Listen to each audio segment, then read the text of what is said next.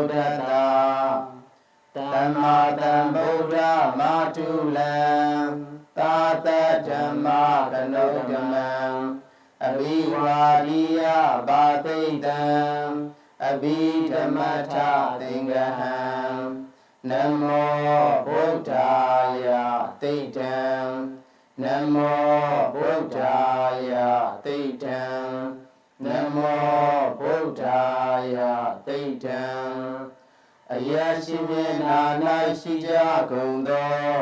အနန္တစကြာဝဠာအနန္တတတဝါတို့ဘိယံခတိငြိမ်းကြပါစေဒေါသခတိငြိမ်းကြပါစေဆင်းရဲခတိငြိမ်းကြပါစေနှလုံးစိတ်ဝမ်းအေးချမ်းကြပါစေအာရယ၌ရှိကြကုန်သောထေဝံခြင်းအနန္တစကြာဝဠာအပေဘုံသာအနန္တတတဝါတို့ဘိယံခတိငြိမ်းကြပါစေဒေါသခတိငြိမ်းကြပါစေဆင်းရဲခတိငြိမ်းကြပါစေနှလုံးစိတ်ဝမ်းအေးချမ်းကြပါစေအထေယ၌ရှိကြကုန်သောထေဝံခြင်းအနန္တစကြာဝဠာအနန္တနတ်မြမာတို့ဘေးရန်ခတိငြိမ်းကြပါစေဒေါသခတိငြိမ်းကြပါစေဆင်းရဲခတိငြိမ်းကြပါစေနှလုံးစိတ်ဝမ်းအေးချမ်းကြပါစေယနေ့အဘိဓမ္မာဒေသနာတော်ကိုနာယူသိကြကြကုန်သောဓမ္မမိတ်ဆွေအပေါင်းတို့နှင့်ဤလေမြေဤဒေသတွင်ရှိကြကုန်သောမြေအပ်မမြေအပ်ပုဂ္ဂိုလ်အပေါင်းတို့သည်လည်းဘေးရန်ခတိငြိမ်းကြပါစေ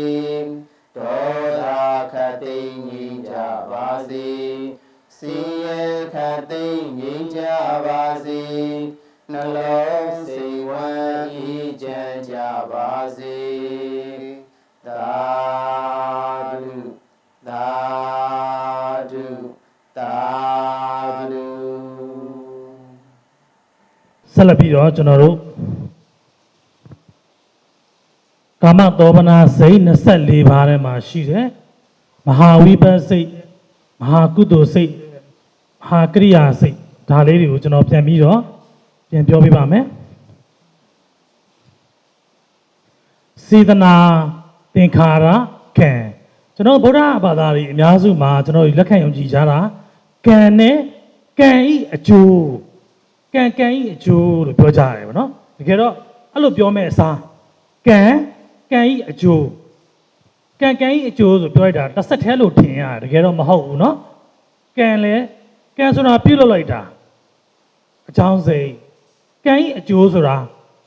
ခံစားရတဲ့ဝိပဿစိတ်เนาะသူ့ကြောင့်ဖြစ်တဲ့အကျိုးကျေးဇူးဒါကြောင့်မို့ကျွန်တော်တို့ကောင်းတာလုပ်ရင်ကောင်းကျိုးပေးမယ်မကောင်းတာလုပ်ရင်မကောင်းတဲ့အကျိုးတွေပေးမယ်ဆိုတာကိုလက်ခံယုံကြည်တဲ့သဘောပါဒါကြောင့်မို့ကံဤအကျိုးကိုယုံကြည်လက်ခံတဲ့ဝါဒเนาะဒါကိုလည်းကျွန်တော်တို့ဗုဒ္ဓဒီဝါဒထဲမှာလေးလို့ရှိတယ်ပေါ့เนาะကဲဟုတ်ပြီနောက်တစ်ခုရှိတယ်စေတနာဟံဘိက္ခဝေကမ္မဝရာမိမြတ်စွာဘုရားရှင်ဟောကြားခဲ့တယ်စေတနာတိသာလင်ကံဟုတ်ပြီနော်ကဲဟုတ်ပါပြီစေတနာတော့ရှိပါတယ်ငါသူ့အပေါ်မှာစေတနာရှိတယ်ဒါပေမဲ့ဟောလမ်းမှာသွားရင်းနဲ့တောင်းရမ်းနေတဲ့ပုံကိုယ်လေးတွေ့တဲ့အခါမှာလဲစေတနာရှိတာပဲဟောငါသူ့ကိုလှူချင်လိုက်တာတန်းချင်လိုက်တာဒါပေမဲ့အဲ့စိတ်လောက်ပဲဖြစ်ပြီးတော့ထွက်သွားလို့ကတော့မမိတ်ဆွေများကုသိုလ်စိတ်လေးပဲဖြစ်တာပေါ့မမိတ်ဆွေများကောင်းတဲ့စိတ်လေးနှလုံးသွင်းလိုက်တာပဲရှိဒါပေမဲ့ကမ္မပဋ္ဌညောင်းအောင်ဆိုရင်တော့ဓမ္မမိတ်ဆွေများခုနပြောတဲ့စေတနာနောက်မှာသင်္ခါရဆိုတဲ့ပြုလုပ်ဆောင်ရွက်မှုတွေရှိမှသာလေနော်ဓမ္မမိတ်ဆွေများအကျိုးပေးကောင်းတယ်ဓမ္မမိတ်ဆွေများစေတနာပေါင်းသင်္ခါရကိုဘယ်လိုခေါ်လဲကံစေတနာအဟံဘိက္ခဝေကမ္မာဝရိစေတနာတိသာလင်ကံဘုရားရှင်ကပြောပေမဲ့ဓမ္မမိတ်ဆွေများဒီထဲမှာမြုပ်ကွက်လေးရှိတာပေါ့ စေတနာရှိရဲဆိုစိတ်ထဲမှာပဲရှိရပဲငါသူ့ဘောစေတနာရှိလိုက်တာဆိုပြီးကိုဘာမှမထောက်ပံ့မပေးမကမ်းမဲနဲ့တော့ပါဇက်နဲ့ပဲစေတနာရှိနေလို့မရဘူးလေအကြောင်းမို့သူများတဲ့ဆိုင်တော့ဘာမှမလုပ်တာတဲ့ဆိုင်တော့တော်သေးရပါစိတ်ကလေးကတော့နည်းနည်းလေးသူ့ဘောမှာတနာတဲ့စိတ်လေးကိူနာစိတ်လေးဝင်သွားတယ်ဒီလောက်ပဲရှိတယ်ဒါပေမဲ့ကမ္မပဋ္ဌာန်းမြောက်အောင်ဓမ္မမိတ်ဆွေများဘာလုပ်ရလဲဆိုတော့သင်္ခါရဆိုတဲ့အမှုဆောင်ရွက်ရတယ်ဓမ္မမိတ်ဆွေများနော်အမှုကိစ္စဆောင်ရွက်ရတယ်ဆိုတော့သူ့ကိုပေးသိရင်ပေးရတယ်ကျွေးသိရင်ကျွေးရတယ်ကူညီသိရင်ကူညီရတယ်နော်ဒါကြောင့်မို့ကိုကငွေအားနဲ့ပဲဖြစ်စေလူအားနဲ့ဖြစ်စေဓမ္မမိတ်ဆွေများနှုတ်ဤဆောင်မခြင်းနဲ့ပဲဖြစ်စေကူညီဆောင်ရွက်ပေးမှသာလင်ကမ္မပဋ္ဌာန်းမြောက်တယ်ဒါကြောင့်မို့စေတနာအပေါင်းသင်္ခါရမြများခြင်းကံအဲကြောင့်စေတနာဟံဘိက္ခဝေကမ္မဝရာမိဘုရားရှင်ဟောခဲ့တယ်လို့ပြောကြတယ်နော်ဟုတ်ပြီနော်ဓမ္မမိတ်ဆွေများကဲဟုတ်ပြီဒီမှာမဟာကုသိုလ်စေတနာနဲ့ကျွန်တော်တို့ကဘာတွေလုပ်ခဲ့လဲကောင်းမှုကုသိုလ်တွေလုပ်ခဲ့တာပေါ့မဟာကုသိုလ်စိတ်နဲ့ကောင်းမှုကုသိုလ်လုပ်ခဲ့တယ်ကျွန်တော်အတိတ်ဘဝကမဟာကုသိုလ်စိတ်တွေနဲ့လုပ်ခဲ့လို့သာလဲဒီဘဝမှာမဟာဝိဘတ်စိတ်နဲ့လူဖြစ်ရတယ်နော်လူကောင်းဖြစ်ရတယ်ဉာဏ်မီတဲ့ပုံကိုယ်တွေဖြစ်ရတယ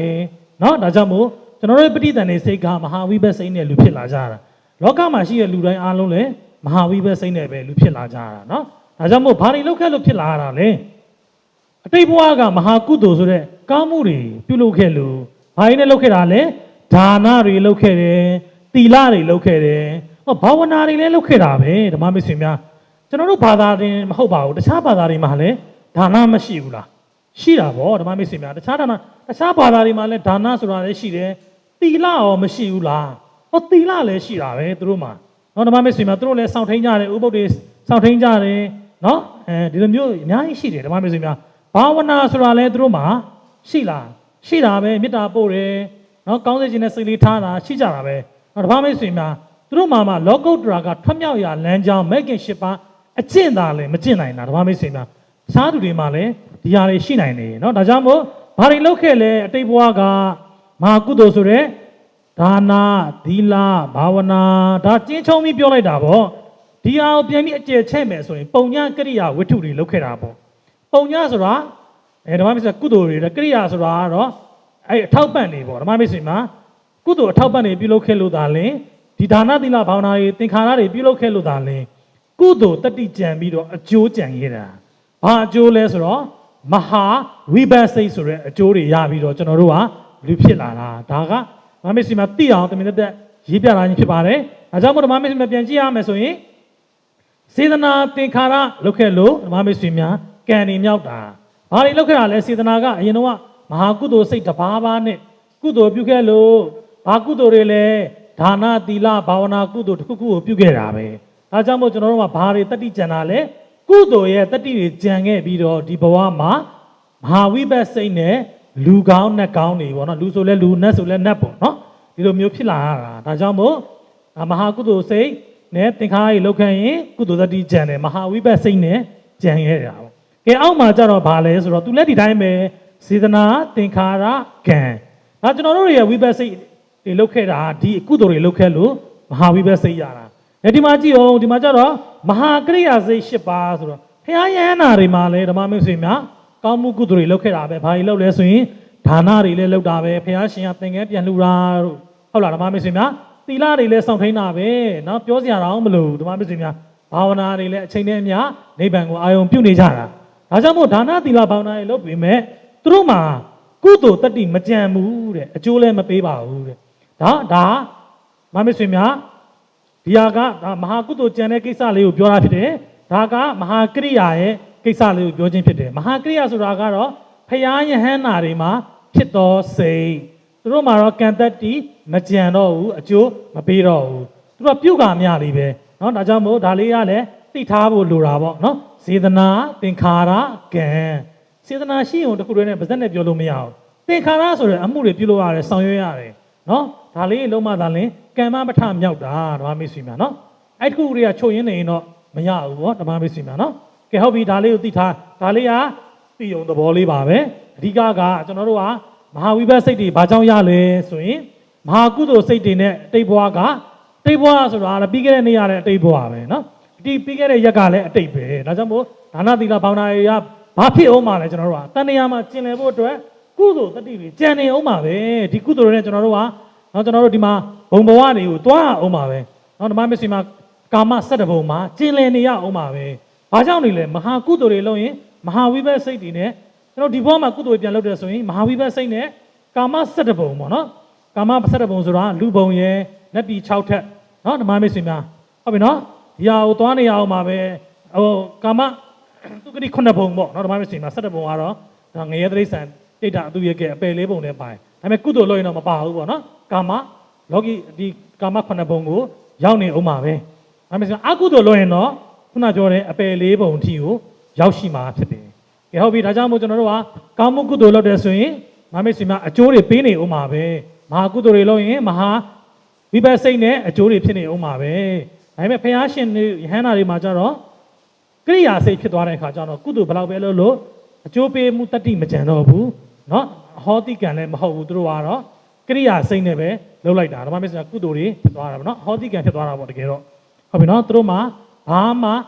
ကောင်းကျိုးမကောင်းကျိုးတွေမလာနိုင်တော့ပါဘူးတဲ့เนาะဓမ္မမစ္စများဒါလေးသိဖို့ဒါကျွန်တော်ထပ်ပြီးတော့ရှင်းပြခြင်းဖြစ်ပါတယ်ကဲဟုတ်ပါပြီကျွန်တော်သင်ခဲ့တဲ့မဟာဝိဘတ်စိတ်မဟာကိရိယာစိတ်တွေနဲ့ခုနပြောခဲ့တဲ့မဟာကုသိုလ်စိတ်10ပါးအလုံးပေါင်း24ပါးကိုဘယ်လိုခေါ်သေးလဲဆိုရင်ကာမတောပနာစိတ်24ပါးဒါလေးကိုပြန်သွားမယ်နော်ဒါကတော့ခုနကသိအောင်လေးပဲပြောပြတာဒါလေးတွေကကဲဟုတ်ပြီကာမတောပနာစိတ်24ပါးကိုကျွန်တော်ခုနကလည်းပြောခဲ့ဘူးတယ်ဗေဒလေးနဲ့ဝေဖန်တာဒီမှာဆိုဗေဒကြီး6ဗေဒပေါ့နော်ဒါနဲ့ဝေဖန်လို့ရသေးတယ်ဟာဗေဒကြီးတွေဆိုအများကြီးပါပဲလားမဟုတ်ပါဘူးเนาะဓမ္မမိတ်ဆွေများဆိုင်ရာလေးတွေကိုမှတ်သွားမယ်ဆိုရင်ဓမ္မမိတ်ဆွေများလွယ်ကူကူလေးသိမှာပါဒီမှာဆိုရင်မူလဗေဒဆိုတာဘာလဲမူလဆိုတာတကယ်တော့ကျွန်တော်တို့ကမူလဗေဒဆိုတာအစကနေစပြီးတော့ကျွန်တော်တို့ကတရားစဉ်အတိုင်းသွားခြင်းကိုခေါ်တယ်ကျွန်တော်တို့ကအခုကဘယ်ထဲမှာမေးတာလဲဆိုတော့ကာမဝဆရစိတ်54ပါးလုံးကိုမေးခြင်းမဟုတ်သေးပါဘူးကာမတောပနာစိတ်24ပါးတည်းရပဲမေးခြင်းဖြစ်ပါတယ်ဒီ24ပါးတည်းရပဲကျွန်တော်တို့ဗေဒတွေနဲ့ခွဲပြီးတော့မေးခြင်းဖြစ်ပါတယ်ပထမဆုံးဗေဒကဘာခေါ်လဲမူလဗေဒသူကဗေဒကိုသူကဗရချိုက်နဲ့မဗေဘူးဓမ္မမိတ်ဆွေများဘာကုန်းနဲ့ဗေဒတယ်နော်ဗရချိုက်နဲ့ဗေတယ်ဆိုတာကျွန်တော်တို့ကျောင်းမှာသင်ရတဲ့ဓာတုဗေဒယူပဗေဒနော်ဒါမျိုးတွေကိုဗရချိုက်နဲ့ဗေဒဒီမှာကျတော့ဝေဖန်တာမူလဗေဒနဲ့ဝေဖန်ခြင်းသဘောကိုဘာကုန်းနဲ့ပဲကျွန်တော်တို့ကဗေခြင်းဖြစ်တယ်မတူဘူးနော်ဟိုကတော့ဓာတုဗေဒဇီဝဗေဒနော်မျိုးရှိတယ်ဒါတွေကဒီမှာကျတော့ဘာကုန်းနဲ့ဗေဒကဲဟုတ်ပါပြီမူလဗေဒဆိုတာကျွန်တော်တရားအစဉ်တိုင်းကိုပူဇော်ပေးအောင်ပဲတရားအစဉ်တိုင်းကဘယ်ကနေစရမှာလဲကာမတောပနာစိတ်24ပါးကိုမေးတယ်ဆိုတော့ဒီခွင်ထဲကပဲကျွန်တော်တို့စဉ်းစားရမှာပေါ့ဟုတ်တယ်မလားဟုတ်တယ်ဟုတ်ပြီနော်ကာမတောပနာစိတ်မှာဗေဒအဖြစ်ဆိုရင်ကျွန်တော်တို့ကတရားအစဉ်တိုင်းလေးပူဇော်ပေးအောင်ပဲနော်ကဲအဲ့ဒါဆိုဘယ်လိုရေးကြည့်ရမလဲဆိုတော့ကာမတောပနာစိတ်24ပါးကိုမူလဗေဒအဖြစ်ဝေဖန်ကြည့်ရတော့မဟာကုသိုလ်စိတ်10ပါးမဟာဝိဘတ်စိတ်10ပါးမဟာကိရိယာစိတ်10ပါးပေါင်း24ပါးပြန်ပြောမယ်ကာမတောပနာစိတ်ကိုမူလဗေဒအဖြစ်ပူဇော်ကြည့်ရအောင်ကာမတောပနာစိတ်24ပါးကိုမူလဗေဒအဖြစ်ဝေဖန်ပြရတော့မဟာကုသိုလ်စိတ်10ပါးမဟာဝိဘတ်စိတ်10ပါးမဟာကိရိယာစိတ်10ပါးပေါင်း24ပါးဟုတ်ပြီနော်အဲ့ဒါဆိုရပြီနော်ဒီတရားအစဉ်တိုင်းလေးပဲပူဇော်ရုံပဲဓမ္မမိတ်ဆွေများမဟာကုသိုလ်ရှင်မဟာဝိဘတ်ရှင်မဟာကိရိယာရှင်စုစုပေါင်း24ပါးရမှာသူပြောကြတဲ့ဟိုက24ပါးတည်းရဆို24ပါးပြည့်အောင်ကျွန်တော်တို့ကပူဇော်ပေးလိုက်ရုံပဲဒါဆိုရင်ဓမ္မမိတ်ဆွေများတေချာတက်ကြနနကြီးကြက်စရာတော့မလိုဘူးဓမ္မမိတ်ဆွေများနော်ပြန်ပြောမယ်မူလဗေဒအဖြစ်ဝေဖန်ပြရတော့မဟာကုသိုလ်စိတ်10ပါးမဟာဝိဘတ်စိတ်10ပါးမဟာကိရိယာစိတ်10ပါးပေါင်းကာမတောပနာစိတ်24ပါးကဲဟုတ်ပြီနောက်တစ်ခုပြောမယ်ဆိုရင်ဝေဒနာဗေဒအဖြစ်ဝေဖန်ပြပါဆိုရင်ကာမတောပနာစိတ်24ပါးကိုဝေဒနာဗေဒအဖြစ်ဝေဖန်ပြရတော့ဝေဒနာဆိုတော့ကျွန်တော်တို့ဝေဒနာလက္ခဏာလေးတွေကိုကြည့်ရမှာပေါ့ဟုတ်တယ်မလားဓမ္မမိတ်ဆွေများကာမတောပနာစိတ်ထဲမှာဝေဒနာလက္ခဏာလေး2မျိုးပဲရှိတယ်တကယ်တော့သောမနတဝေဒနာနဲ့ဥပေက္ခဝေဒနာပဲရှိတယ်ဒါဆိုရင်ကျွန်တော်တို့ကဘယ်လိုပူဇော်မလဲဆိုရင် ကာမနာသောမနာစိတ်24ပါးကိုဝေဒနာပေဒအားဖြင့်ဝေဘံပြရသောမဟာကုသိုလ်စိတ်8ပါးထဲမှာသောမနတဝေဒနာ4ပါးဥပိ္ပခာဝေဒနာ4ပါးမဟာဝိဘတ်စိတ်8ပါးထဲမှာသောမနတက4ပါးဥပိ္ပခာက4ပါးမဟာကရိယာစိတ်8ပါးထဲမှာသောမနတက4ပါးဥပိ္ပခာက4ပါးရရနော်ဒါကြောင့်မို့ဝေဒနာပိဋကအဖြစ်ပူဇော်ကြဆိုရင်အလုံးပေါင်းလုံးပြောလို့ရတယ်ဓမ္မမစင်များကာမသောမနာစိတ်24ပါးတည်းတွင်သောမနတဝေဒနာ12ပါးဟုတ်ပြီနော်စုစုပေါင်းမဟာကုသိုလ်ရောဝိဘတ်ရောကရိယာရောပေါင်းပြောလိုက်တာပေါ့သူကမေးပေါင်းမေးတာတော့ဥပိ္ပခာဝေဒနာ12ပါးပေါင်း24ပါးရပါသည်နော်ဒီလောက်ပဲဓမ္မမစင်များသူကဝေဒနာဗေဒအဖြစ်ဝေရမယ်ဆိုရင်သောမနတက7ဥပိ္ပခာက7ပေါင်း24ပါးကဲနောက်တစ်ခုနံပါတ်3ပူဇော်ကြည့်ရမယ်ယောဂဗေဒယောဂဆိုတာဘာလဲတံပယောဂဝိပယောဂเนาะတံပယုတ်ဆိုတာရှင်တယ်ဘာနဲ့ရှင်တာလဲဉာဏ်နဲ့ရှင်တာပေါ့တံပယုတ်ဆိုတာဉာဏ်နဲ့ရှင်လာလားဝိပယုတ်ဆိုတော့ဉာဏ်နဲ့မရှင်တာလားဒါမျိုးဘယ်နှပါးရှိလဲတဲ့သူမေးတာဒါကြောင့်မို့ तू ကလည်းဒီတိုင်းမှာပဲ24ပါးတည်းဆိုရင်ညာနာတံပယုတ်စိတ်12ပါးပေါင်းပြီးပြောလိုက်မှာဆိုရင်ဒီမှာဆိုရင်ညာနာဝိပယုတ်စိတ်24ပါးထဲမှာ12ပါးတူတူပဲ12ပဲပေါင်းလိုက်မယ်ဆိုရင်24ပါးပဲရရနော်ဒါလည်းဒါကိုဘယ်လိုခေါ်လဲဆိုတော့တမယောယောဂဗေဒလို့ခေါ်တယ်နော်ဒါဆိုရင်ပြန်ပူဇော်မယ်ကာမသောမနာစိတ်24ပါးကိုယောဂဗေဒအဖြစ်ဝေဖန်ပြရတော့ညာနာတံပယုတ်စိတ်12ပါးနဲ့မဟာကုသိုလ်ညာနာတံပယုတ်စိတ်12ပါးနဲ့မဟာကုသိုလ်ညာနာတံပယုတ်စိတ်4ပါးမဟာဝိပဿနာညာနာတံပယုတ်စိတ်4ပါးမဟာကရိယာညာနာတံပယုတ်စိတ်4ပါးပေါင်း12ပါးနဲ့မဟာကုသိုလ်ညာနာဝိပယုတ်စိတ်4ပါးမဟာဝိပဿနာညာနာတံပယုတ်စိတ်4ပါးမဟာကရိယာညာနာတံပယုတ်စိတ်4ပါးပေါင်း12ပါးအလုံးပေါင်း24ပါးရပါပြီဒီလိုပဲခွဲပြီးရေးလိုက်ရင်ရတယ်နော်ကဲသင်္ခါရဗေဒအဖြစ်ဝေဖန်ပြရအောင်သင်္ခါရဆိုတာဓမ္မမစ္စည်းများအာသင်္ခါရိကသသင်္ခါရိကဆိုပြီးသွားမယ်နော်အာသင်္ခါရိကသသင်္ခါရိကဒီမှာဆိုရင်အာသင်္ခါရိကကအပေါ်မှာ4ပါးမဟာဝိပဿစိတ်မှာလည်းအပေါ်4ပါးမဟာကိရိယာစိတ်မှာလည်းအပေါ်4ပါးဒါဆိုရင်မဟာကာမသောမနာစိတ်24ပါးတွင်အာသင်္ခါရိကစိတ်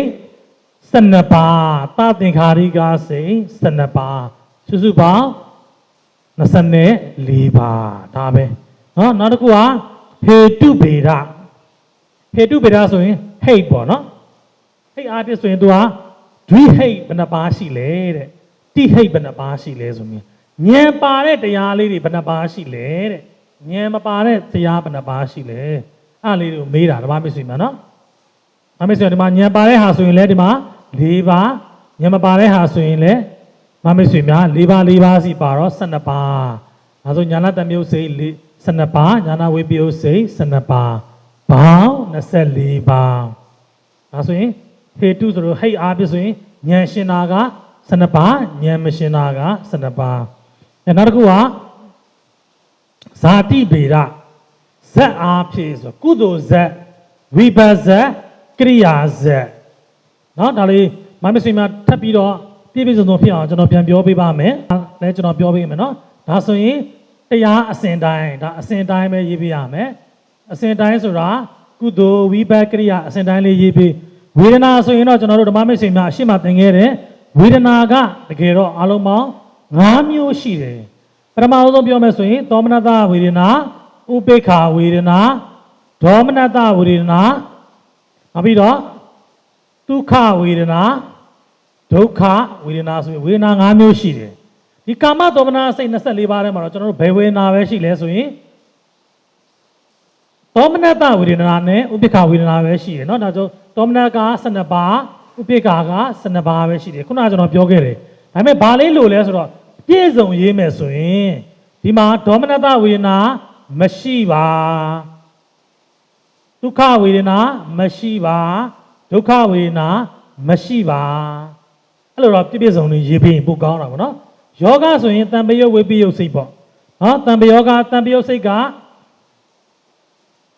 12ပါးနော်ဝိပယုတ်စိတ်က12ပါးဒီမျိုးလေးပေါ့ဒါအဆက်လေးက12ပါးအဆက်မပါတာက12ပါးဒီလိုမျိုးခွဲပြလို့ရသင်္ခါရဆိုရင်ဓမ္မမဆွေများအသင်္ခါရိက12ပါးလုံးပြောမယ်ဆိုရင်12ပါးသသင်္ခါရိကလုံးပြောမယ်ဆိုရင်12ပါးဘောင်းသူကလည်း24ပါးဟေတုအားဖြင့်ဆိုဟိတ်အားဖြင့်ဆိုရင်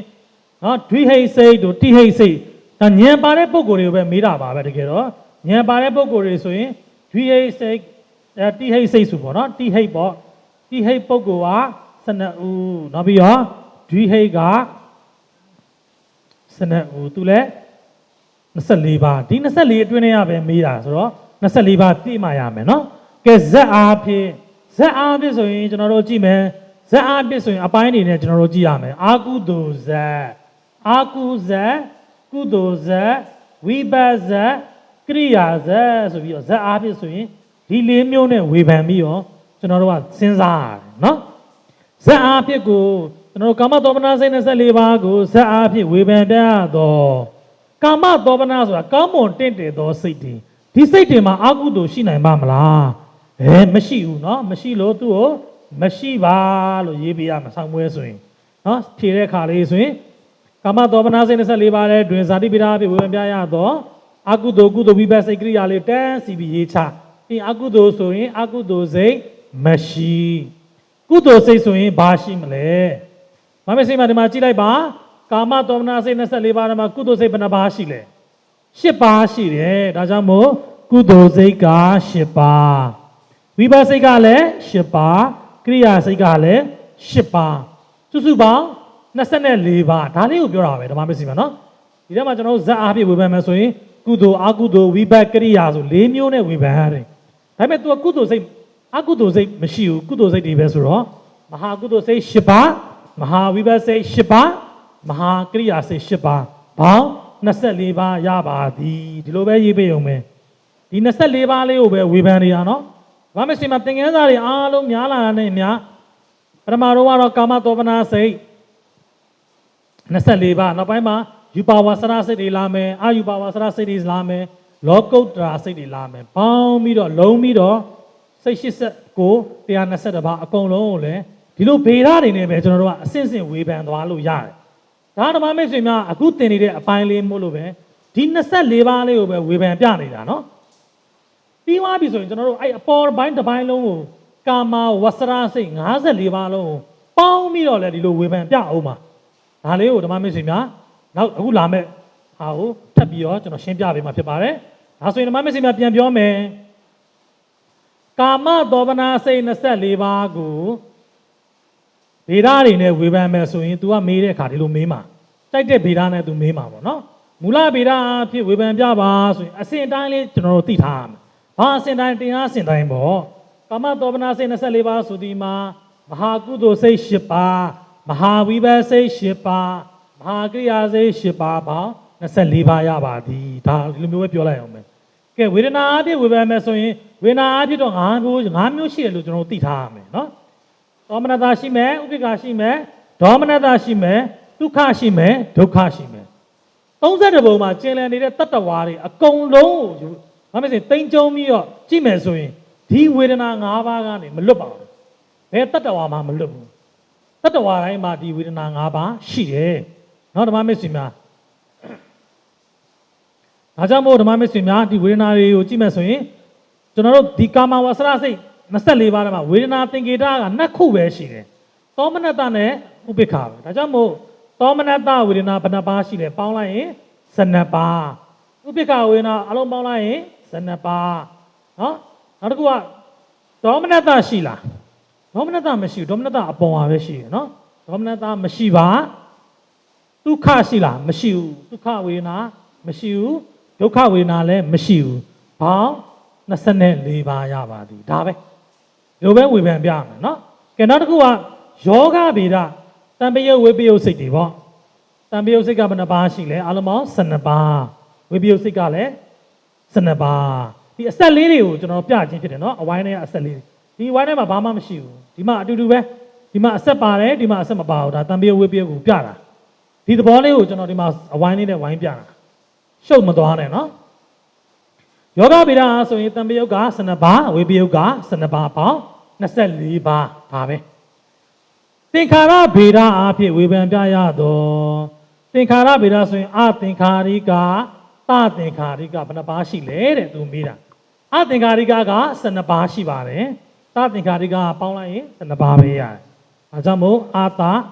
12ပါး12ပါးဆိုတော့24ပါးဟေတုဗေဒဟိတ်အားဖြင့်ဆိုတော့ तू ဟာဒီမှာ तू ဟာဉာဏ်ရှင်တဲ့ပုံကိုယ်တွေဆိုရင်တိဟိတ်ဉာဏ်မရှင်တဲ့ပုံကိုယ်တွေဆိုရင်ဒါမျိုးစရာဒွိဟိတ်ပရိသန်နေပေါ့နော်ဓမ္မမေ့ဆိုများဒါပရိသန်နေစိတ်နဲ့ဆိုရင်ဉာဏ်ရှင်မရှင်ဒီလိုမျိုးခွဲတာပေါ့နော်ဒါလေးကိုဆိုရင်ကျွန်တော်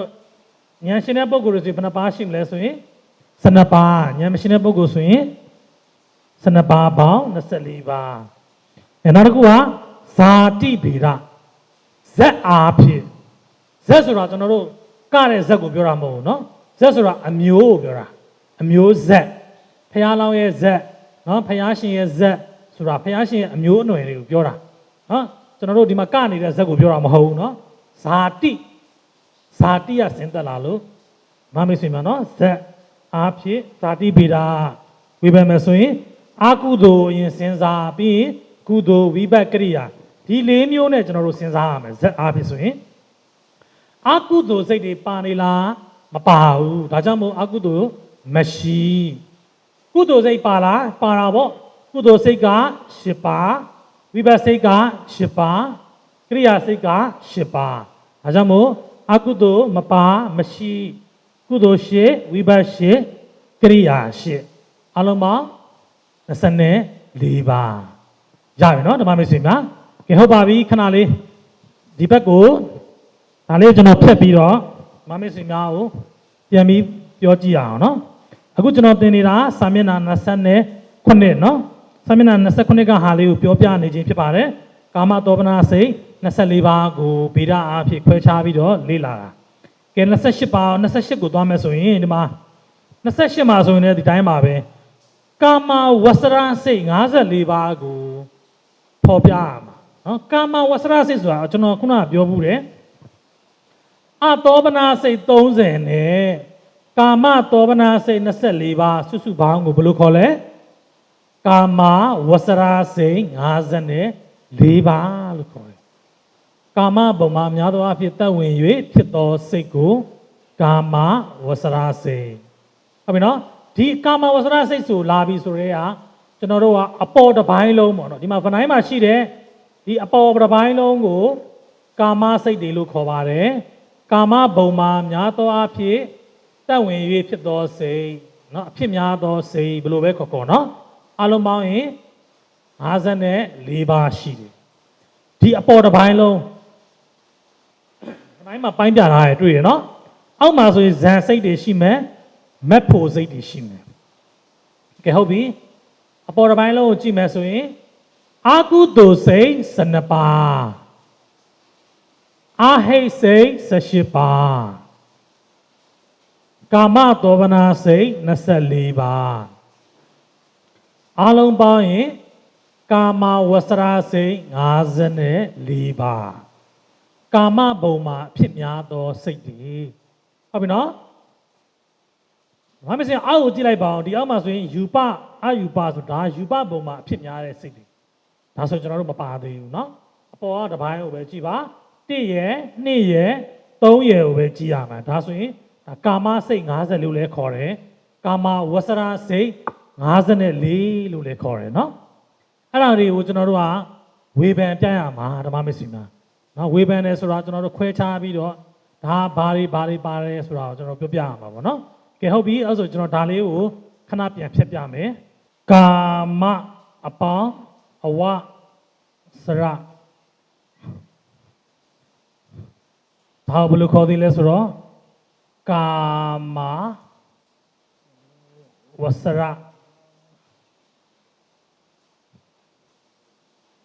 အောက်ခြေခြင်းလို့မရေးချထည့်လိုက်တယ်နော်ကာမဝဆရစိတ် 54ပါးရှိပါတယ်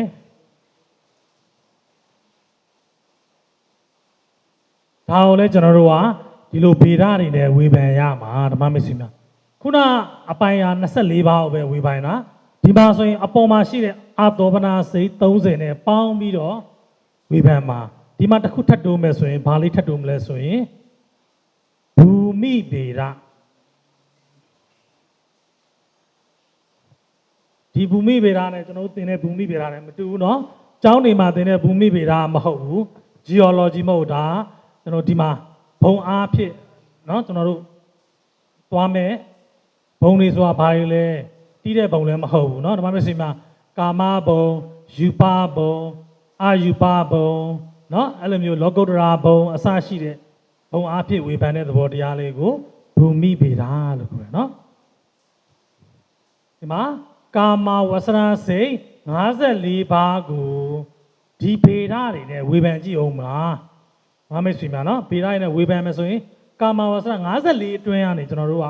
တွက်ကြည့်ရမှာပေါ့နော်ဓမ္မမေ့ဆွေများကဲဟုတ်ပါပြီမူလဗေဒဒီဘက်လေးသွားမယ်နော်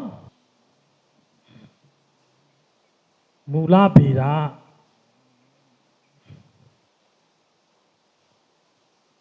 မူလဗေဒဆိုကျွန်တော်ပြောခဲ့တယ်တရားအစဉ်တိုင်းလေးပဲပူဇော်ကြည့်ရမယ်ကာမဝဆရာစိတ်54ပါးเนาะ54ပါးတွေကကျွန်တော်တို့ကကြည့်ရမှာအကုန်လုံးကိုကြည့်စရာမလိုအပေါ်တစ်ပိုင်းဒီတစ်ပိုင်း54ပါးလေးကိုပဲကြည့်အောင်မယ်เนาะဟုတ်ပြီမူလဗေဒမှာဆိုရင်ကျွန်တော်တို့ကဘာတွေရှိမလဲအာကုသိုလ်စိတ်တွေရှိတာပေါ့အပေါ်ကနေစကြည့်မယ်ဆိုရင်အာကုသိုလ်စိတ်ကဘယ်နှပါးလဲအဲ့လိုမျိုးတွေဝေဖန်ရမယ်เนาะ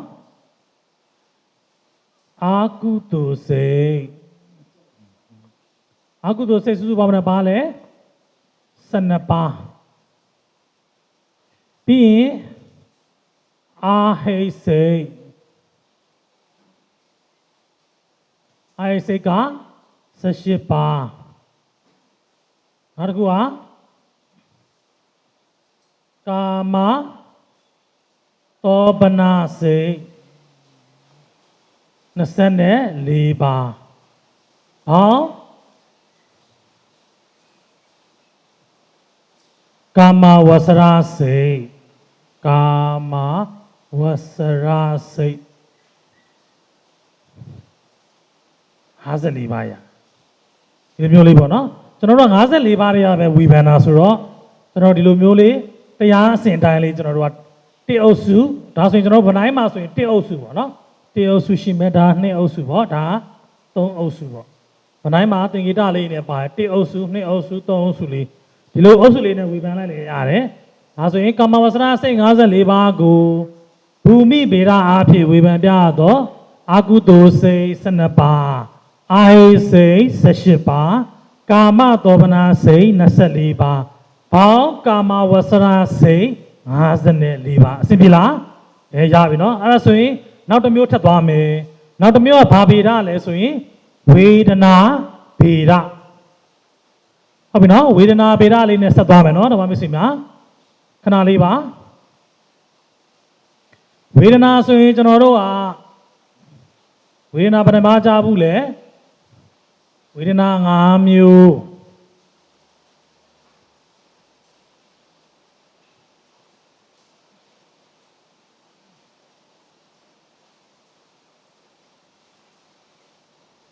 ဒါနံပါတ်1ဖြစ်သွားပြီပေါ့နံပါတ်2ခေါင်းစဉ်ကြီးရဲ့အောက်မှာဒါလေးပေါ့ဝေဒနာ5မျိုးဆိုရင်ကျွန်တော်တို့ကဘာတွေရှိမလဲဆိုရင်ဝေဒနာ5မျိုးလေးအစဉ်တိုင်းလေးရေးချကြည့်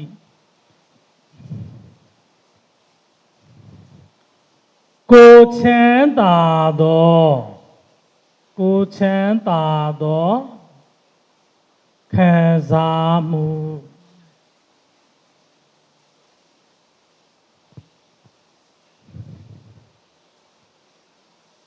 ဒုက္ခဝေဒနာအပေါ်လေးကိုအချွန်လေးနဲ့ပြတာပါနော်ဒါလေးကဘာဖြစ်လဲအိမ်အမိုးလေးလိုမျိုးလေးဓမ္မမစ္စည်းချမ်းသာနေရတာအမိုးအကာလေးနဲ့ပေါ့ချမ်းသာနေရတယ်ကိုချမ်းသာတဲ့ခံစားမှုလေးကိုဒုက္ခဝေဒနာနောက်တစ်ခုကသူနဲ့တူအောင်ကိုဆင်းရဲသောခံစားမှု သူကကြတော့ကိုဆင်းရဲတာဒုက္ခဖြစ်တာဗောဓမ္မမစ္စည်းမှာဒုက္ခဝေဒနာသူ့ရဲ့စန့်ကျင်ဘက်သူ့ရဲ့စန့်ကျင်ဘက်ဆိုတော့အောက်ကိုစိုက်နေတာပါနော်ဒုက္ခအစဉ်ပြေလားဆိုအစဉ်ပြေလို့ဆိုရင်လက်မလေးထောင်းလိုက်တာဗောဒီပုံစံလေးပေါ့အစဉ်မပြေဘူးလားဆိုအစဉ်မပြေဘူးဆိုဒီလိုထောင်းသွားတယ်နော်ဒီလိုမျိုးလေးဖြစ်သွားတယ်ဒီပုံစံလေးပဲဓမ္မမစ္စည်းကသင်္ကေတလေးတွေကအယမ်းကိုလွယ်ကူတယ်ဓမ္မမစ္စည်းကနော်ကျွန်တော်ဒီဗိဓမာသင်တန်းမှာဒီသင်္ကေတလေးတွေအယမ်းသဘောကျတယ်ဘာလို့ဆိုရမ်းလွယ်ကူတယ်မှတ်ရတာလည်းလွယ်ကူတယ်စာချက်ပြင်းတာပေါ့ကျွန်တော်တို့ဆိုရင်စာချက်ပြင်းတဲ့ပုံစံလေးဆိုတော့ဒီသင်္ကေတလေးနဲ့မှတ်ရတယ်ဆိုတော့အရန်ကိုမှတ်လို့ကောင်းတယ်ပေါ့နော်ကဲဟုတ်ပြီဒုတိယတစ်ခုကကိုယ်ဆင်းရဲသောခံစားမှုဒုက္ခဝေဒနာကဲတတိယတစ်ခုကလာမယ်သူကတော့စိတ်နဲ့ပတ်သက်တာစိတ်ချမ်းသာသောခံစားမှုစိတ်ချမ်းသာလိုက်တာနော်တောမနတဝေဒနာတောမနတဝေဒနာခုနကကျွန်တော်ပူဇော်ခဲ့တယ်မလားတောမနတသဟာကိုညာနာတံပယုအသင်္ခါရိကဆိုပူဇော်ခဲ့ဘူးတယ်လေအဲဒီပုံစံမဲ့တောမနတရဲ့လက္ခဏာလေးကဘာလဲပြုံးနေတယ်နော်စိတ်ချမ်းသာတော့ဘယ်လိုဖြစ်လဲလူတွေကပြုံးရွှင်နေတာဗောဒီသဘောလေးလက္ခဏာလေးကပြုံးတဲ့သဘောလေးအပေါင်းလက္ခဏာလေးအပေါင်းလက္ခဏာစောင်းတယ်ဆိုတာကောင်းမွန်တယ်โอเคတယ်ဆိုတဲ့သဘောလေးပေါ့နော်ပြုံးနေတဲ့သဘောလေးတောမနတဝေဒနာစိတ်ချမ်းသာတဲ့ပုဂ္ဂိုလ်တွေဆိုရင်တောမနတဖြစ်တာပေါ့ကဲနောက်တစ်ခုစိတ်နဲ့ပတ်သက်တဲ့ဟာလေးပါပဲစိတ်ဆင်းရဲတာစိတ်ဆင်းရဲသောခံစားမှုသူ့ရဲ့စန့်ကျင်ဘက်ပေါ့သူကစိတ်ချမ်းသာတယ်သူကစိတ်ဆင်းရဲဒေါမနတဖြစ်တာ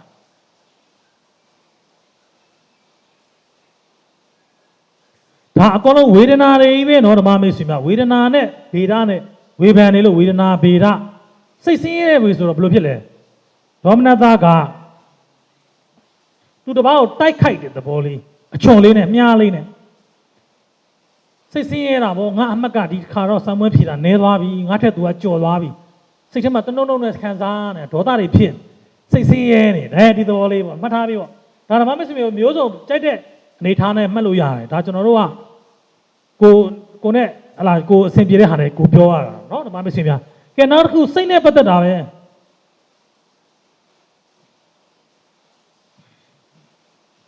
စိတ်အသင့်ခံစားမှုဒေါမနတလည်းမဖြစ်ဘူးဒေါမနတလည်းမဖြစ်ဘူးစိတ်ကြောင့်ပဲသူကနော်ဒီမှာဓမ္မမိတ်ဆွေများပိုင်းပြီးကြည့်လိုက်အပေါ်ပိုင်းကကိုယ်ကြောင့်ဖြစ်တယ်အောက်မှာစိတ်ကြောင့်ဖြစ်တဲ့ဟာလေဝေဒနာဒါပဲစိတ်အသင့်ခံစားမှုဆိုပါလဲဥပေက္ခာပေါ့ဥပေက္ခာဆိုတာပြုံးတာလည်းမဟုတ်ဘူးမဲ့တာလည်းမဟုတ်ဘူးเนาะဓမ္မမိတ်ဆွေများငြိမ်သက်တဲ့သဘောလေးတည်ငြိမ်တဲ့ရေလေးလိုပဲဓမ္မမိတ်ဆွေများเนาะငြိမ်သက်တယ်ဘောင်ပင်ခတ်မနေဘူးဓမ္မမိတ်ဆွေများဒီသဘောလေးစိတ်အသင့်ခံစားမှုကိုဘယ်လိုခေါ်လဲဥပေက္ခာဝေဒနာဒီလိုမျိုးနဲ့ကျွန်တော်တို့ကဝေဖန်ပြရမှာဒါလေးကဝေဒနာပေတာနဲ့ဆိုဒါကျွန်တော်တို့သိရမယ်ဆိုတာသင်္ကေတလေးတွေဓမ္မမိတ်ဆွေများအရှိမှလည်းသင်ခဲ့ပြီးပြီเนาะလောကမှာပုဂ္ဂိုလ်မှန်သမျှဒီဝေဒနာ၅ပါးကနေမလွတ်ပါဘူးကိုချမ်းသာသောခံစားမှုကိုဆင်းရဲသောခံစားမှုကိုချမ်းသာသောခံစားမှုဘယ်လိုခေါ်လဲဒုက္ခဝေဒနာကိုဆင်းရဲသောခံစားမှုကိုဒုက္ခဝေဒနာစိတ်နဲ့ပတ်သက်လာပြီဒီမှာကျတော့စိတ်ချမ်းသာသောခံစားမှုကိုသောမနတဝေဒနာစိတ်ဆင်းရဲသောခံစားမှုဆိုရင်ဒေါမနတဝေဒနာစိတ်အသင့်ခံစားမှုဆိုရင်ဥပေက္ခဝေဒနာလက္ခဏာလေးတွေကလည်းလွယ်ကူတယ်ဓမ္မမိတ်ဆွေမှာအမြဲတမ်းမှတ်ထားရမှာနော်ဓမ္မမိတ်ဆွေမှာဒီပနိုင်တွေမှာရှိတဲ့လက္ခဏာတွေအကုန်လုံးဒီ၅ပါးကနေလွဲလို့ဘာမှမရှိဘူးနော်ဒါကြောင့်မို့ဒီ၅ပါးကိုအလေးလာမယ်ဓမ္မမိတ်ဆွေမှာသေချာကိုကြည့်ရမယ်နော်ဓမ္မမိတ်ဆွေမှာသေချာမှတ်ထားရမယ်ဒါဒီအချွန်လေးကအပေါ်လေးကိုတက်နေတာဒီဒုက္ခဝေဒနာအောက်ကိုစိုက်နေတာလေးဒီဒုက္ခဝေဒနာပြုံးနေတဲ့သဘောလေးဒီတဲ့နော်အပေါင်းလက္ခဏာလေးဒီဒေါမနတဝေဒနာသူများကိုတိုက်ခိုက်တဲ့မြားလေးအချွန်လေးဆိုရင်ဒေါမနတဝေဒနာဘာမှမပြောဘဲနဲ့ငြိမ်ငြိမ်သက်သက်လေးနော်သူကလည်းသူ တင်းငိမ့်နေတဲ့သဘောလေးကိုဥပိ္ပခာဝေဒနာဆိုတော့ဝေဒနာလက္ခဏာအပြင်၅ပါးပဲရှိတယ်ဒါကိုကျွန်တော်တို့ဘယ်နေရာကိုဝေဖန်ရမှာလဲကာမဝဆရာစိတ်54ပါးကိုဒီဝေဒနာတွေနဲ့ဝေဖန်ရမှာဒီကာမဝဆရာစိတ်54ပါးထဲမှာဒီဝေဒနာတွေဘယ်နှပါးဝင်နေလဲဆိုတော့ကျွန်တော်တို့လေ့လာဟုတ်ပြီနော်ဓမ္မမိတ်ဆွေများဒါဆိုရင်ကျွန်တော်ကနေစရာနေရာတော့မရှိတော့ကျွန်တော်ပြပြမယ်နော်တဖြည်းဖြည်းနဲ့ဒီနေရာလေးကိုကျွန်တော်ပြန်ပြီးရေးပြမယ်ကျွန်တော်အစစ်စစ်စဉ်းစားရမယ်နော်ဓမ္မမိတ်ဆွေများဒါဆိုရင်ဗနိုင်ကိုတစ်ချက်ကြည့်ပါဗနိုင်ကိုကြည့်တဲ့အခါမှာကာမဝဆရာစိတ်54ပါးကိုဒီဝေဒနာတွေနဲ့ကျွန်တော်တို့ကဝေဖန်ပြရမယ်ဆိုတော့ကာမဝဆရာစိတ်ဆိုတာအပေါ်မှာရှိတဲ့အပိုင်းတွေအကုန်လုံးကိုကျွန်တော်တို့ဝေဒနာတွေကိုကျွန်တော်တို့ကဝေဖန်ပြရမယ်ဒါဆိုရင်ပထမဆုံးကျွန်တော်တို့ဝေဖန်ပြရမှာဘာကိုဝေဖန်မှာနံပါတ်1ဖြစ်တဲ့အာကုသိုလ်စိတ်ဟုတ်ပြီနော်အာကုသိုလ်စိတ်ကိုဝေဖန်ပြရမယ်ဒါဆိုရင်ဓမ္မမိတ်ဆွေများ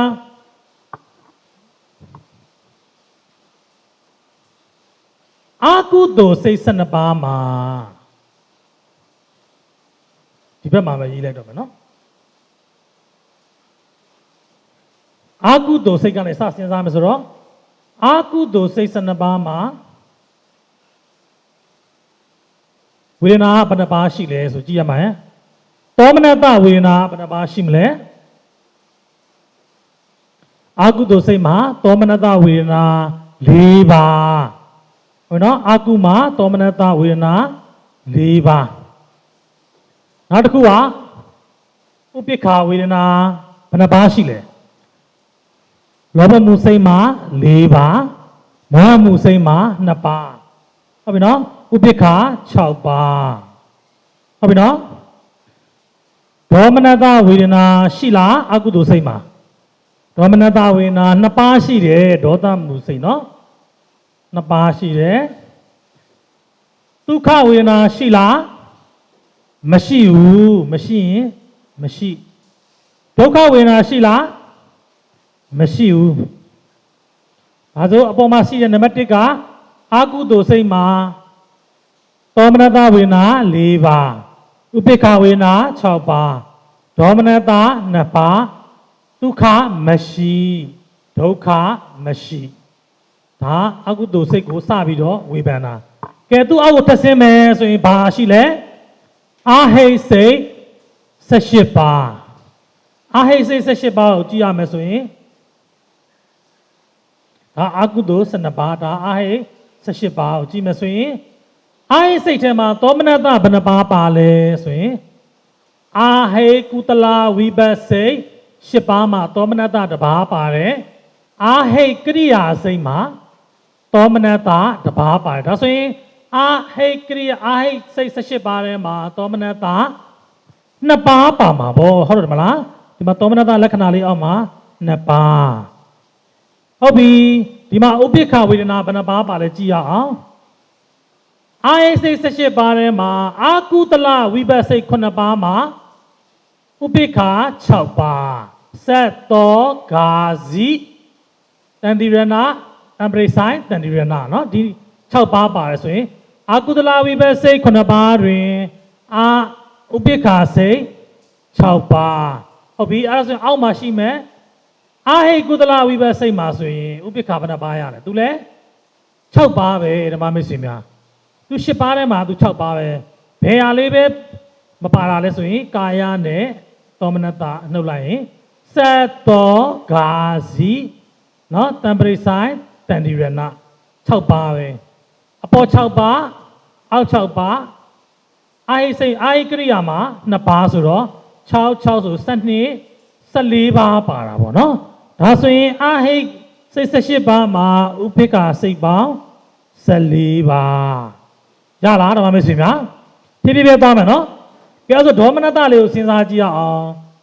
ဝေဒနာကိုကျွန်တော်တို့ကဒီ5ပါးနဲ့ပဲဝေဖန်ပါနော်ဒေါမနတမှာဆိုရင်အကုသိုလ်မှာ2ပါးရှိတယ်အာဟိတ်စိတ်မှာဒေါမနတစိတ်ရှိလား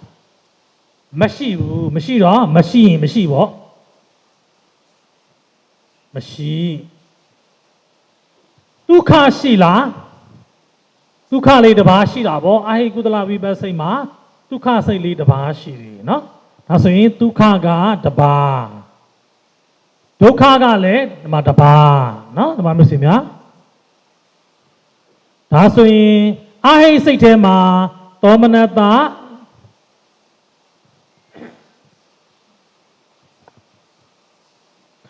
အာဟိစိတ်ထဲမှာသောမနတ2ပါးနဲ့ဥပိ္ပခာ14ပါးဒုက္ခမရှိသောမနတမရှိဒုက္ခတပါးဒုက္ခတပါးဟုတ်ပြီနော်ကဲနောက်တစ်ခုထပ်ဆင်းရအောင်သူအောက်ကိုထပ်ဆင်းမယ်ဆိုရင်နံပါတ်3အကွက်မှာကြည့်လိုက်ကာမသောမနာစိတ်24ပါးထဲမှာကျွန်တော်အခုထပ်စဉ်းစားမှာပါလဲသောမနတစိတ်ကိုစဉ်းစားရမှာနော်ကာမသောမနာစိတ်ထဲမှာဒီသောမနတလက္ခဏာဘယ်နှပါးဝေဒနာဘယ်နှပါးပါလဲဆိုရင်ဒီမှာကာမသောမနာ24ပါးဒီထဲမှာသောမနတဘယ်နှပါးပါလဲ24ပါးသောမနတပါး12ပါးပါတာပေါ့ဟုတ်လားဒီဘက်မှာ4 3 4 12သောမနတပါမယ်ဥပိ္ပခာပါလားဥပိ္ပခာကလည်း12ပါးပါတာပေါ့ဒီမှာဒေါမနတပါလားမပါဘူးဆိုတော့မရှိဒုက္ခလည်းမရှိဒုက္ခလည်းမရှိဒါဆိုမရှိမရှိတဲ့အတိုင်းပဲရေးလိုက်အောင်ပဲဒီ5ပါးကိုပဲဝေဖန်ပြမှာနော်ကဲဟုတ်ပြီဒါကအားလုံးပေါင်းသွားပြီဆိုရင်ဒီမှာ12ရယ်18ရယ်24ရယ်ဆိုရင်ဒါကာမစိတ်54ပါးလုံးတွက်ပြီးသွားပြီဒါဆိုရင်ကာမစိတ်54ပါးတဲ့တွင်ပေါင်းကြည့်ရအောင်သောမနတစိတ်ပေါင်းဒီမှာဘယ်လောက်ပါမလဲ12ဆိုတော့14ရယ်4ရယ်ဆိုရင်18ပါးဟုတ်ပြီနော်ကာမသောမနာကာမဝဆရာစိတ်54ပါးတွင်သောမနာစိတ်18ပါးဥပိ္ပခာစိတ်ကဘယ်နှပါးရမလဲဒါဆိုဘယ်လောက်လဲ20ရယ်17ရယ်ပေါင်းတော့30နဲ့နှစ်ပေါ့ဟုတ်ပြီနော်ဒေါမနတစိတ်ကအလုံးပေါင်းလိုက်မှ2ပါးပဲရှိရနော်ဒီမှာဆိုလဲကြည့်လိုက်ဒုက္ခကလည်း1ပါးပဲရှိတယ်အလုံးပေါင်းရင်ဒီမှာလည်း1ပါးပဲရှိတယ်ဒါဆိုရင်18ရယ်32ရယ်ဆိုရင်18ရယ်32ရယ်111ရယ်ဆိုတော့နော်ဒါဆိုရင်ဒီမှာ18ရယ်34 36ပေါင်းကြည့်မယ်54ပါးပဲရဒီ54ပါးကိုဘယ်လိုခေါ်လဲဆိုတော့ကာမသောမနာစိတ်54ပါးဘယ်တွင်သောမနတစိတ်18ပါးဥပိ္ပခာစိတ်32ပါးဒေါမနတစိတ်2ပါးဒုက္ခ1ပါးဒုက္ခ1ပါးဟော54ပါးရှိပါသည်ဒါပဲမမစီမနော်ဒါကိုဝေဒနာပေဒအဖြစ်ဝေဖန်တာဘယ်ဟာဝေဖန်တာလဲဆိုတော့ကာမဝဆရာစိတ်54ပါးကိုဝေဒနာပေဒ5ပါးအဖြစ်ဝေဖန်ပြရတော့သောမနတစိတ်18ပါးဥပိ္ပခာစိတ်32ပါးဒေါမနတစိတ်2ပါးဒုက္ခ1ပါးဒုက္ခ1ပါးပေါင်း54ပါးရပါသည်နိုင်လားဖြည်းဖြည်းလေးပဲသွားမယ်နော်ဓမ္မပဲရှင်ဗျာဒါကြောင့်မို့သူကကာမဝဆရာစိတ်ကိုဝေဒနာပေဒအဖြစ်ဝေဖန်ပြမယ်ဆိုရင်လက္ခဏာ5ခုနဲ့ပဲစဉ်းစားရမယ်နော်ပထမအဆုံးကသောမနတပြီးရင်ဥပိ္ပခာပြီးရင်ဒုက္ခပြီးရင်ဒေါမနတပြီးရင်ဒုက္ခပြီးရင်ဒုက္ခအဲ့5ခုတွေကပဲစဉ်းစားရမယ်သောမနတကစုစုပေါင်း18ပါးဥပိ္ပခာက32ပါးနော်ဒုက္ခကဒေါမနတက2ပါးဒုက္ခ1ပါးဒုက္ခ1ပါးဒါချတွက်ကြည့်လိုက်တာဓမ္မစင်မှာ white board မှာလည်းဓမ္မစင်မှာကြည့်လို့ရတယ် white board မှာပဲကြည့်လိုက်မယ်ဆိုရင်ဒီမှာလေသောမနတဝေဒနာစစဉ်းစားရမယ်ဆိုရင်သောမနတဝေဒနာကအကုသိုလ်မှာ4ဒီမှာက2ဆိုတော့6ဟုတ်ပြီနော်ဒီအောက်မှာ7အားလုံးပေါင်း18အတူတူပဲဓမ္မစင်မှာနော်မနိုင်ချက်ကိုကြည့်ရလဲအတူတူပဲကဲဥပိ္ပခာကိုစဉ်းစားကြည့်အောင်ဥပိ္ပခာဆိုရင်အကုသိုလ်မှာအပေါ်မှာက6ဒီမှာဆိုရင်6နှစ်ဆိုတော့14ရဲ့6ရဲ့ပေါင်းတော့20ရဲ့အောက်က12ရဲ့ပေါင်းတော့32အတူတူပဲအမှဆိုရင်ဒေါမနတဆိုကြည့်လိုက်အကုသိုလ်စိတ်ထဲမှာပဲရှိတယ်2ပါးကျန်တဲ့နေရာမှာ မရှိဘူးဒါဆိုရင်နှစ်ပါးမရှိနှစ်ပါးပဲပေါ့ဟုတ်လားဒုက္ခဆိုရင်လည်းဒီတိုင်းပဲအာရိစိတ်ထဲမှာပဲတပါးပဲပါတယ်ဒါကြောင့်မို့တပါးပဲရမယ်နော်ဒုက္ခဆိုရင်လည်းအာရိစိတ်ထဲမှာတပါးပဲရတယ်ဒါကြောင့်မို့သူတပါးအားလုံးဒီ54ပါးလုံးပေါင်းလိုက်မယ်ဆိုရင်သောမနတစိတ်ပေါင်း18ပါးဥပိ္ပခာစိတ်ပေါင်း32ပါးဒေါမနတစိတ်ပေါင်း2ပါးဒုက္ခတပါးဒုက္ခတပါးပေါင်း54ပါးဒါပဲဓမ္မမဆွေများဒါကိုဘာနဲ့ဝေဖန်တာလဲဆိုရင်ကာမဝဆရာစိတ်54ပါးကိုဝေဒနာဗေဒအဖြစ်ဝေဖန်လိုက်တာဒါပဲဓမ္မမဆွေများနော်ကဲဆက်သွားမယ်ဓမ္မမဆွေများမြန်မြန်လေးသွားမယ်နော်အချိန်ပြည့်သွားမှာကြောက်လို့ကဲဟုတ်ပြီဝေဒနာဗေဒပြီးကျွန်တော်တို့ဘာကြံလဲယောဂဗေဒယောဂဗေဒကတော့လွယ်ပါတယ်တံပယုတ်ဝိပယုတ်ပေါ့ပြီးရင်တံပယုတ်ဝိပယုတ်မဟုတ်တဲ့စိတ်ဆိုပြီးကျွန်တော်တို့ထည့်ပေးရအောင်မရှိဘူးဆိုရေးပေးရမယ်ရှိရင်လည်းထည့်ပေးရမယ်နော်ဒါလေးတွေကသံမေဝဲရဲ့ဖြေပုံဖြေနည်းလေးတွေအတိုင်းမမေ့ဆွေများသိထားဖို့လိုတယ်ဒီမှာမေးလာရဲ့မေးခွန်းနံပါတ်3ယောဂဗေဒအဖြစ်ကာမဝဆရာစိတ်54ပါးကိုဝေဖန်မယ်ယောဂဒ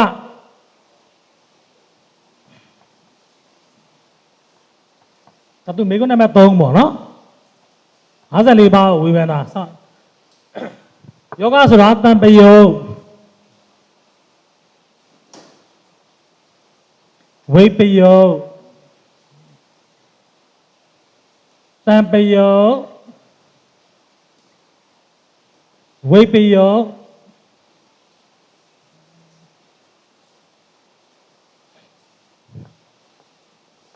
မဟုတ်သောစိတ်တွေပေါ့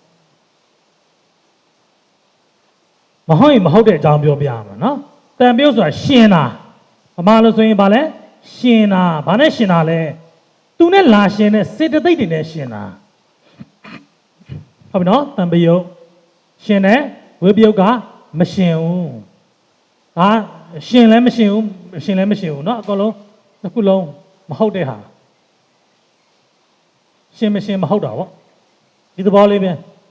ဘာပြောမှလဲတမ္ပကာမဝဆရာစိတ်54ပါးမှာကျွန်တော်တို့စစဉ်းစားပြီးဆိုရင်စိတ်ပိုင်းမှာဘယ်ကနေပဲစစဉ်းစားကျွန်တော်တို့ကအကုသိုလ်စိတ်ဒီမှာလောဘမှုစိတ်ကနေပဲစပြီးရောစဉ်းစားရမယ်เนาะကဲအဲ့မှာတန်ပယုတ်စိတ်ကိုကြည့်မယ်54ပါးတွေက तू ကမေးတာဟုတ်ကာမဝဆရာစိတ်54ပါးကိုနောက်ဓမ္မမစင်များယောဂဗေဒအဖြစ်ဝေဖန်ပြပါဆိုတော့အဲ့မှာအဲ့ဒါတွေစဉ်းစားမယ်ဆိုရင်ကျွန်တော်တို့က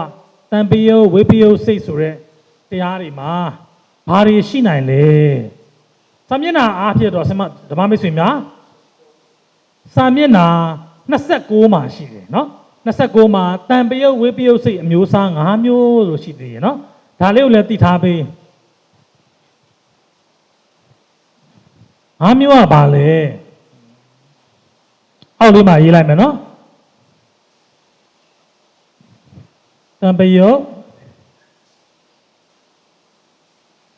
တံပယုတ်ဝိပယုတ်စိတ်5မျိုးစာမျက်နှာ29မှာနော်တံပယုတ်အမျိုးအစား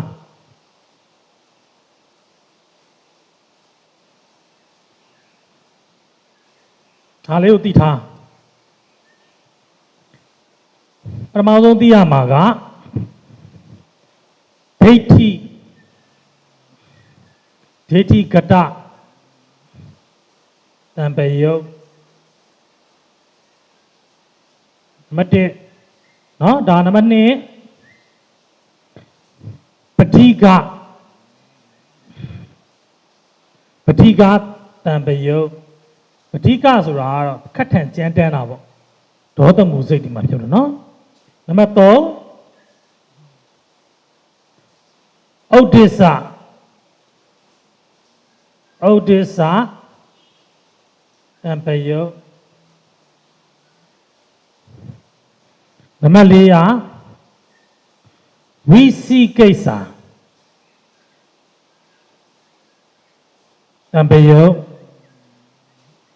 တံပယုတ်ကိုလေ့လာမယ်ဆိုရင်ဒီ5မျိုးတွေကဝေဖန်ပြရမယ်เนาะနံပါတ်5ကညာနာတံပယုတ် အဲ့ငါးမျိုးတွေကနေလေးလာရမယ်နော်အဲ့ဒါကိုကျွန်တော်တို့ကအစစ်အစစ်စဉ်းစားပြီးသွားရမယ်ကာမဆွာစဉ်54ဆိုမှာအကုသိုလ်ထဲမှာဆိုရင်ကျွန်တော်တို့ညာနာတံပြုတ်တွေဘယ်ပါမှာလဲဟုတ်လားညာနာတံပြုတ်တွေမပါဘူးဒါတွေပဲပါမှာပေါ့ဒိဋ္ဌိတွေပဋိကတွေဩဒိစ္စတွေဝိသိကိစ္စတွေပဲပါမှာပေါ့ဉာဏ်ပဲပါမလဲဒါပေမဲ့အမျိုးအစားကတော့၅မျိုးရှိရစီတာကြည်တာရမယ်နော်ဒါမှမဟုတ်ဆိုရင်ဒီမှာဆိုကြည့်အကုသိုလ်စိတ်ကစစဉ်းစားမယ်လောဘမှုစိတ်ကစစဉ်းစားမယ်အဲ့မှာတံပြုတ်ကပါလဲလောဘမှုဒိဋ္ဌိကတတံပြုတ်စိတ်ဘယ်နှပါပါတယ်တံပြုတ်ဆိုမှာဘာနဲ့သွားရှင်းလဲဆိုတော့ဒိဋ္ဌိကတတံပြုတ်စိတ်၄ပါးပါတယ်ဟုတ်ပြီနော်အခြားရေးစရာတော့နေရာမရှိတော့ဘူးနော်ကဲဒီလိုပဲပြောမယ်နော်တံပြုတ်ဆိုကျွန်တော်တို့လေ့လာတဲ့အခါမှာဆိုရင်လောဘမှုကစဉ်းစားမယ်ဆိုရင်ကျွန်တော်တို့ကဒိဋ္ဌိပါတာပေါ့နော်ဒိဋ္ဌိကတတံပြုတ်ပါတယ်ဒိဋ္ဌိကတတံပြုတ်စိတ်ဘယ်နှပါပါလဲ၄ပါးပါတယ်ဟုတ်ပြီနော်လောဘမှု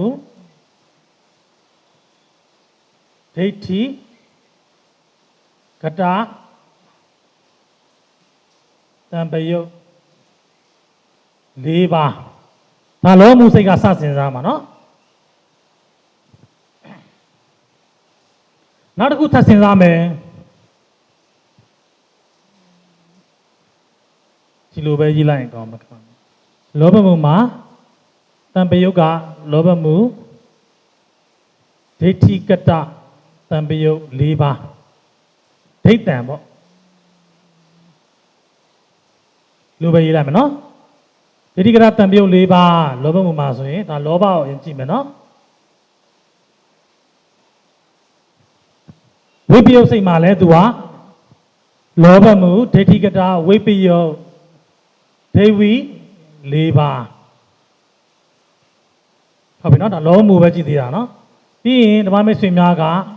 ဒေါသမှုဒေါသကိုစဉ်းစားမယ်ဆိုရင်တရားကိုအစဉ်စဉ်းစားရမယ်နော်လောဘမှု၈ပါးကိုစဉ်းစားပြီးပါပြီဝိပယုတ်၄ပါးရှိမယ်ဒိဋ္ဌိကိရိယာဝိပယုတ်တံပယုတ်၄ပါးရှိမယ်နောက်တစ်ခုကဘေးမှာရှိတဲ့ဒေါသကိုစဉ်းစားမယ်ဒေါသမှာဆိုရင်ဒိဋ္ဌိကတ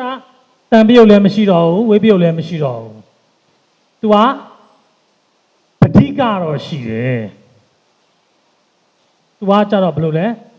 ပဋိကတံပယုတ်စိတ်၄ပါး2ပါးနော်တံပယုတ်စိတ်2ပါးဝိပယုတ်မရှိလို့ရေးလိုက်ပေါ့နော်နောက်တစ်ခုကလောဘပြီးရင်ဒေါသပြီးရင်မောဟမှာကြတော့ဒိဋ္ဌိနဲ့လည်းမရှင်ဘူးဒေါသနဲ့လည်းမရှင်ဘူး तू ကဘာနဲ့ရှင်လဲဆိုရင်မောဟမှာကြတော့ဝိသိကိစ္စတံပယုတ်စိတ်တစ်ပါးဥဒိစ္စတံပယုတ်စိတ်တစ်ပါးမောဟမှာဆိုရင်ပဋိကဒိဋ္ဌိနဲ့လည်းမရှင်ဘူးပဋိကနဲ့လည်းမရှင်ဘူး तू ရှင်တာဥဒိစ္စနဲ့ဝိသိကိစ္စပဲရှင်တယ်ဒါဆိုရင်သူ့ရဲ့တံပယုတ်ရှင်တဲ့ဟာကြတော့ဥဒိစ္စတံပယုတ်ရဲ့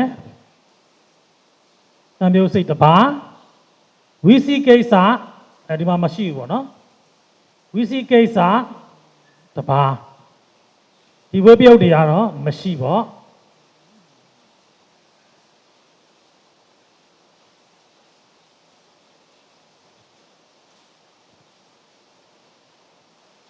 ဒါလေးပြန်ပြလိုက်မယ်နော်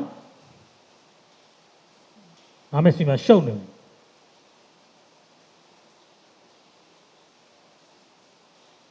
ကျွန်တော်စစဉ်တာတရားစဉ်စဉ်နေတဲ့အခါမှာလောဘစဉ်းစားတယ်ဒေါသစဉ်းစားတယ်မောဟဒီအားလုံးကအကုသိုလ်စိတ်ထဲမှာပဲအကုသိုလ်စိတ်ထဲမှာဒိဋ္ဌိကတတံပြုတ်စိတ်၄ပါးရှိမယ်ဒိဋ္ဌိကတဝိပယုတ်စိတ်၄ပါးရှိမယ်ဒေါသမှာဆိုရင်ပဋိကတံပြုတ်စိတ်2ပါးရှိမယ်ဝိပယုတ်စိတ်မရှိဘူးမောဟမှာဆိုရင်ဥဒိစ္စတံပြုတ်စိတ်1ပါးရှိမယ်ဝိပယုတ်စိတ်မရှိဘူးဝိသိကိစ္စတံပြုတ်စိတ်ရှိမယ်ဝိပယုတ်စိတ်မရှိဘူးဒါ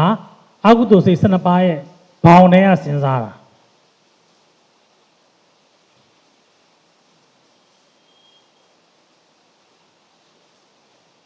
နောက်တစ်ခုက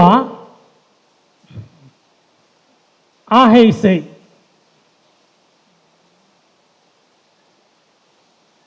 အာဟိတ်စိတ်ဆိုတော့သူ့အောက်ကိုဆင်းလာမယ်အာဟိတ်စိတ်မှာဆိုရင်သူကဘာတွေရှိမလဲဆိုတော့တံပယုတ်တွေဝိပယုတ်တွေမရှိဘူးဒါဆိုရင်အာဟိတ်စိတ်မှာ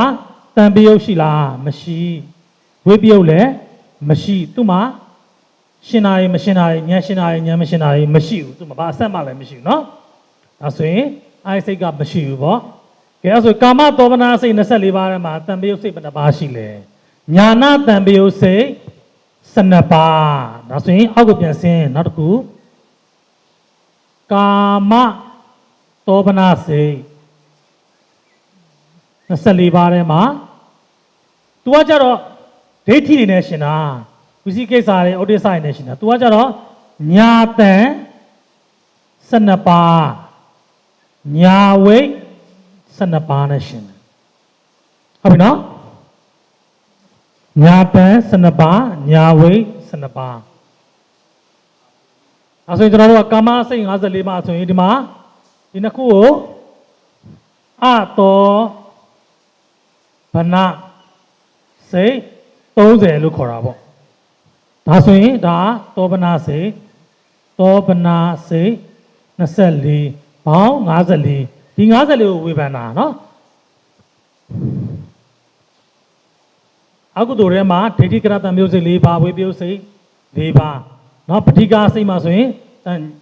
ပဋိက္ခတံမျိုးစိတ်2ပါးမောဟမှာဆိုရင်ဩဒိစ္စတံမျိုးစိတ်ဝိသိကိစ္စတံမျိုးစိတ်1ပါး1ပါးစီเนาะအဟိမှာကြတော့တံပြုတ်ဝိပယုတ်မရှိဘူးကာမတောပနာမှာဆိုညာတန်12ပါးညာဝိ12ပါးเนาะအဲ့ဒါတွေရှိလိုက်ရင်အလုံးပေါင်းလိုက်ရင်54เนาะဒီ54ပါးကိုကျွန်တော်တို့ကတံပယုတ်ဝိပယုတ်ဆိုပြီးတော့ကျွန်တော်တို့ကဝေဖန်လာတံပယောကဝိပယောကပါเนาะအဲ့လိုဝေဖန်တာဒါလေးကယောဂဗေဒသင်္ခါရဗေဒရှိသေးပြန်ဟောเนาะဓမ္မမစ္စည်းများသင်္ခါရကြောင့်ဓမ္မမစ္စည်းများဒီမှာကြည့်ပါအသင်္ခါရိကတသင်္ခါရိကရှိတဲ့အရာတွေကိုစဉ်းစားဒါဆိုဓမ္မမစ္စည်းများဒီတိုင်းကြည့်မယ်အသင်္ခါရိကတသင်္ခါရိကတို့ကြည့်မယ်ဆိုစပဲကြည့်ကြည့်ဘယ်ရပဲကြည့်ကြည့်လောဘမှုစိတ်10ပါးနဲ့ကျွန်တော်တို့စကြည့်ရမှာเนาะအသင်္ခါရိကလောဘမှုစိတ်မှာဘယ်နှပါးပါလဲเนาะလောဘမှုစိတ်မှာဘယ်နှပါးပါလဲမောဟမှုစိတ်မှာဘယ်နှပါးပါလဲကြည့်လိုက်သင်္ခါရအနေနဲ့ဆိုရင်အသင်္ခါရိကကဘယ်နှပါးပါလဲလောဘမှုကျွန်တော်တို့လောဘမှုစိတ်မှာအသင်္ခါရိကက4ပါးပဋိက္ခမှာ1ပါးဆိုတော့အသင်္ခါရိက5ပါးသသင်္ခါရိကကိုကြည့်မဆိုရင်လောဘမှုစိတ်မှာ4ပါးအောက်ကဒေါသမှုစိတ်က1ပါးဆိုတော့အကုသိုလ်စိတ်12ပါးတဲ့တွင်အသင်္ခါရိကစိတ်10ပါးသသင်္ခါရိကအသင်္ခါရိကစိတ်5ပါးသသင်္ခါရိကစိတ်5ပါးဝိသိကိစ္စနဲ့ဩဒိစ္စသည်သင်္ခါရကလွတ်တယ်သင်္ခါရဝိမုတ်စိတ်တွေနော်အာယိစိတ်ကိုကြည့်မယ်ဆိုရင်အာယိစိတ်မှာဆိုရင်လည်းဒီတိုင်းပဲ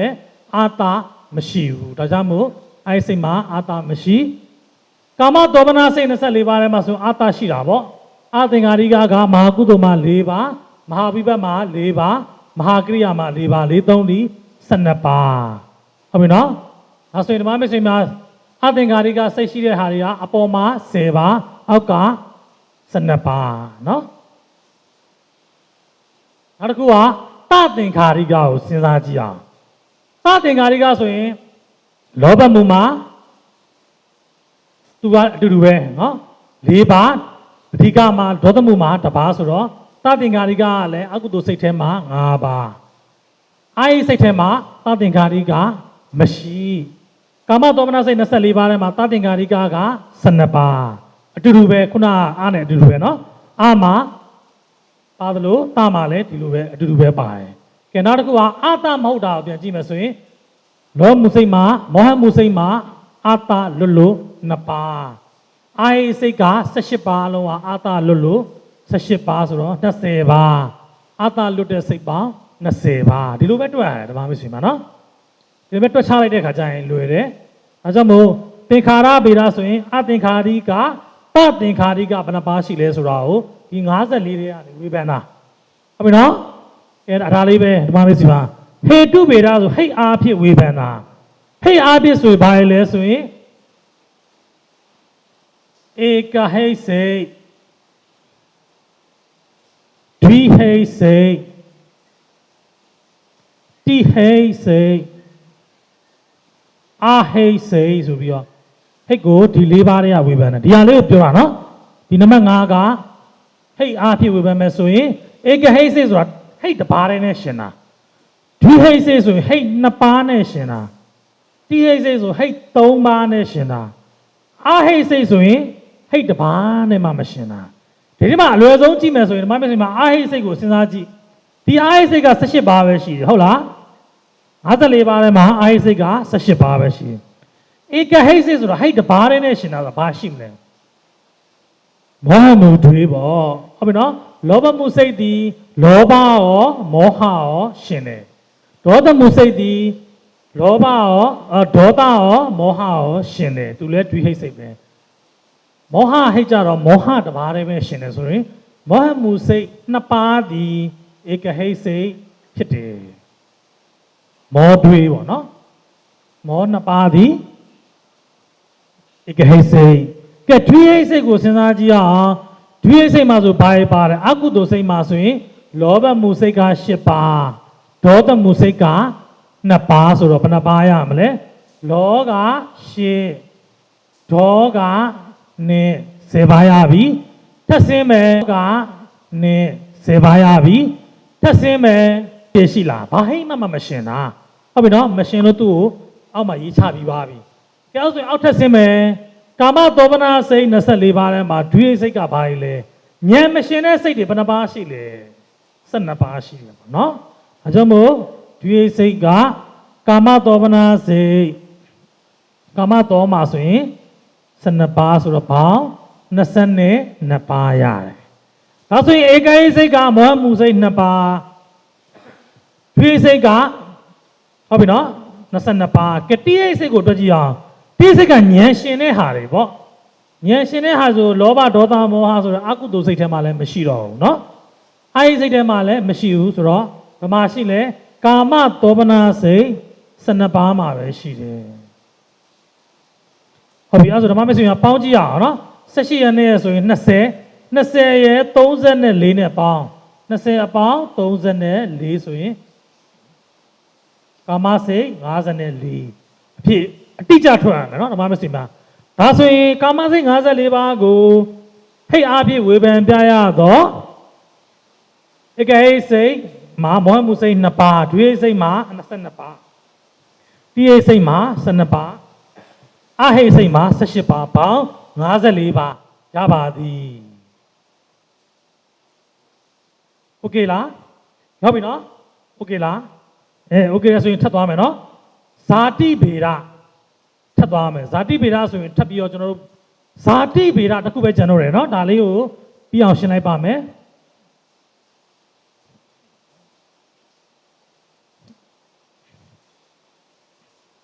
ဒီဗေဒကြီးတွေနဲ့ဓမ္မမိတ်ဆွေများဝေဖန်ပြီးသွားပြီဆိုရင်စိတ်ပိုင်းကဓမ္မမိတ်ဆွေများကောင်းကောင်းမွန်မွန်လေးဖြေဆိုလို့ရပါမယ်ဓမ္မမိတ်ဆွေများเนาะ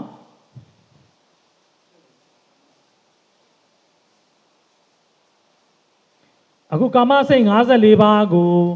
ဒီကာမစိတ်54ပါးကိုဇာတိဗေဒဇာတိဆိုတာဇက်ဆိုတာအမျိုးအစားတွေနဲ့ဝေဖန်ပါကဲဟုတ်ပြီနော်ဇာတိဗေဒ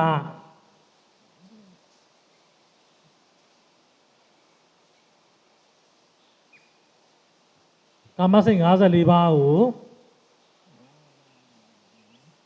ဝေဖန်တာဇာတိဗေဒဇက်အားဖြင့်ဆိုရင်ကျွန်တော်တို့ပြန်ကြည့်ရမှာကုသိုလ်ဇက်ရှိမယ်အကုသိုလ်စပြောနော်အကုသိုလ်ဇက်ရှိမယ်ကုသိုလ်ဇက်ရှိမယ်ဝိပဿနာဇက်ရှိမယ်ကရိယာဇက်ရှိမယ်ဒီဇက်လေးမျိုးနဲ့ဝေဖန်ကဲအကုသိုလ်ဇက်ကိုစဉ်းစားကြည့်အောင်အကုသိုလ်စိတ်ဘယ်နှပါးရှိလဲကာမစိတ်54ဇက်မှာအကုသိုလ်စိတ်12ပါးကုသိုလ်စိတ်ကိုစဉ်းစားကြည့်ရအောင်အကုသိုလ်12ပါးထဲမှာကုသိုလ်ပါလားမပါဘူးเนาะသူကအကုသိုလ်နဲ့တက်ပဲဆန့်ကျင်ဘက်ဖြစ်တယ်เนาะနောက်ပြီးတော့အာဟိစိတ်ထဲမှာကုသိုလ်စိတ်တွေပါလားမပါဘူးเนาะဝိပဿနာစိတ်တွေကရိယာစိတ်တွေပဲပါတယ်ကဲအောက်မှာကာမသောပနာစိတ်24ပါးထဲမှာကုသိုလ်စိတ်ပါလားပါတယ်เนาะမဟာကုသိုလ်စိတ်10ပါးမဟာကု8 ကဲဝိဘတ်စိတ်ကိုကြည့်ရအောင်ဝိဘတ်စိတ်ကတော့ပါနိုင်တယ်နော်အကုသိုလ်စိတ်ကိုစဉ်းစားမယ်အကုသိုလ်စိတ်ကစစဉ်းစားမယ်ဆိုရင်အကုသိုလ်စိတ်မှာဝိဘတ်တွေပါလားအကုသိုလ်စိတ်ကပါတယ်အကြောင်းစိတ်တွေလေအကြောင်းစိတ်ဆိုတော့ဝိဘတ်စိတ်မပါနိုင်တော့ဘူးဒါကြောင့်မို့အာဟိတ်စိတ်ကိုဆက်စဉ်းစားမယ်အာဟိတ်စိတ်ထဲမှာဝိဘတ်စိတ်တွေပါလားပါတာပေါ့အာကုသလဝိဘတ်စိတ်9ပါးနဲ့အာဟိတ်ကုသလဝိဘတ်စိတ်အာကုသလဝိဘတ်9နဲ့အာဟိတ်ကုသလဝိဘတ်10ပေါင်း15ပါးပါတာပေါ့ဟုတ်ပြီနော်ဒါပထမအပိုင်းပဲရှိသေးတယ်အောက်ကိုထပ်ဆင်းမဟာဝိဘတ်စိတ်10ပါးပါသေးတယ်ဒီ15ပါးနဲ့မဟာဝိဘတ်စိတ်10ပါးပေါင်းလိုက်မယ်ဆိုရင်ဘယ်လောက်လဲ23ပါး